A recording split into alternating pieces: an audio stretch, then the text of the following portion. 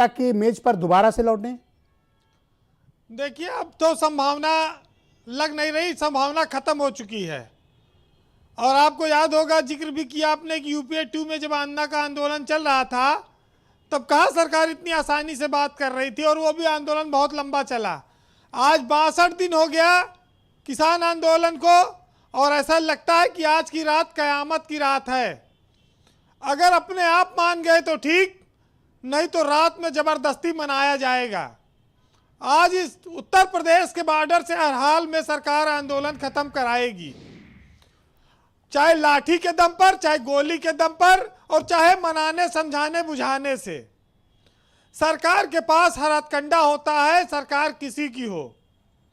बस फर्क सिर्फ इतना है ब्रजेश जी, जब नेता विपक्ष में होता है तो वो नेता किसानों की हालत देखकर गुस्से से फूल जाता है, और जब वही नेता विधायक और मंत्री बन जाता है तो सब कुछ भूल जाता है। बस फर्क इतना है। आज इस आंदोलन की मौत होने वाली है। आज किसान का ये आंदोलन मौत के कगार पर पहुंच गया है। जिसने राशन, पानी, टैंकर, खाना पीना, लंगर सब चलाया, इकट्ठा किया, अब उसका अंत निकट दिख रहा है। लोग हताश हैं, निराश हैं, लेकिन सरकार जीती है। लोकतंत्र में सरकारें चुनाव से जीतती हैं, उनके फैसले सही हो या ना हो, वो जनता उन पर अपनी मोहर लगाती है। लाल किले पे उपद्रव हो गया, लेकिन केंद्र सरकार ने कोई बयान नहीं दिया। राज्यों की सरकारें चुप रही, किसानों को लेकर सतर्कता बरती गई और उपद्रव करने वालों पर कार्रवाई हुई। लेकिन अगर आज ये आंदोलन मरा तो ये जो देशद्रोह का और डकैती का मुकदमा कायम हुआ है, ये सब जेल भी तो जाएंगे आगे, तो कौन खड़ा होगा इनके साथ। लेकिन हमारे यहाँ कहा गया है कि सरकार धोखा देकर अक्लमंद हो गई और हम भरोसा करके गुनहगार हो गए।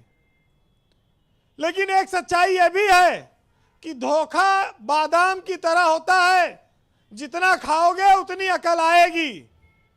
तो ये एक तरह से किसानों के साथ साथ देश की जनता भी इस बात को समझ जाए कि वो आंदोलन चाहे जितना करेगी, सरकार को झुका नहीं पाएगी। अब इन तीनों कृषि कानूनों को मान लेने के अलावा कोई विकल्प बचता नहीं है, और ना अब आगे इन पर कोई आंदोलन होगा। हाँ, सरकार उदारता दिखाए तो वो कुछ चीजों में संशोधन कर सकती है। वार्ता करने वाले जो मांग कर रहे हैं वो गिड़गिड़ाने के समान है सरकार के सामने, क्योंकि अब उसके पास अपर हैंड है। अब वो आपके पास नहीं आएगी वार्ता करने के लिए। आज देश में बहुत सारी चीजें हैं, क्या सरकार उस पर ध्यान दे पा रही है? रेल बंद है, बच्चों के स्कूल बंद हैं, किसान आंदोलन पर हैं। सरकार कभी बोलती है इस पर? नहीं बोलेगी, क्योंकि उसको मालूम है कि जिस दिन किसानों की तकदीर पलट जाएगी, उस दिन भारत की तरक्की की तस्वीर भी बदल जाएगी जी। तो इसलिए किसान ऐसे रहे, कोई समस्या नहीं। ब्रजेश जी, लाठी खाए मरे, भूखों मरे, 62 दिन से बैठे हैं घर में। और राकेश टिकैत कह रहे हैं कि वो सुसाइड कर लेंगे, जान दे देंगे, लेकिन धरना स्थल नहीं छोड़ेंगे। इस तरह का स्टेटमेंट वो दे रहे हैं।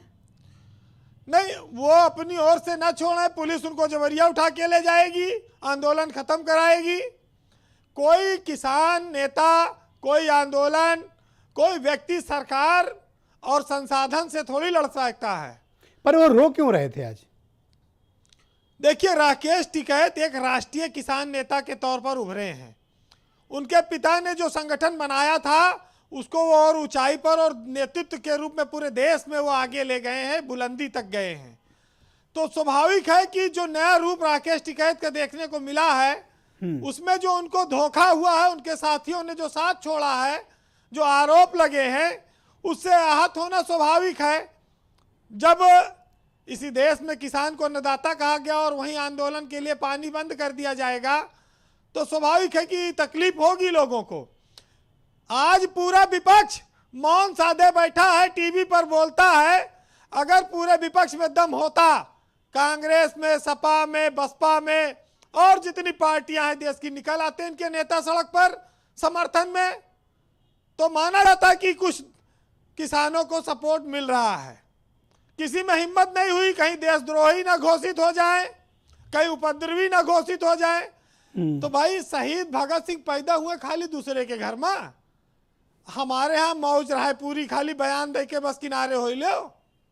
ये कैसे संभव होगा? कष्ट सहना पड़ेगा। जाड़े में 62 रातें जिसने गुजारी है सड़क पर, उसके लिए आप 2-3 रात तो गुजारिए, खड़े होइए। अगर राजनीति करनी है बीजेपी के सामने तो, और नहीं तो घुटना टेक व्यवस्था तो चल ही रही है जी, है ना। सरकार तो शाही टुकड़ा फेंकती है, हुकूमत मुंह भराई के हुनर से खूब वाकिफ है। ये हर कुत्ते के आगे शाही टुकड़ा डाल देती है, बहुत पहले लिखा गया है। लेकिन आज एक सरकार की होशियारी पर 2 लाइन कहूंगा। सरकार में बहुत होशियार लोग होते हैं और हर चीज को वो आसानी से सेफ पैसेज बनाते हैं और सरकार पर आरोप भी नहीं लगने देते।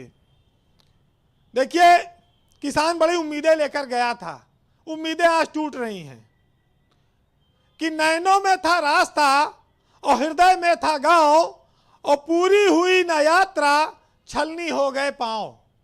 और सरकार ने जो होशियारी की कि वो जहर देता तो सबकी नजर में आ जाता, सो उसने यूं किया कि वक्त पर दवा न दी।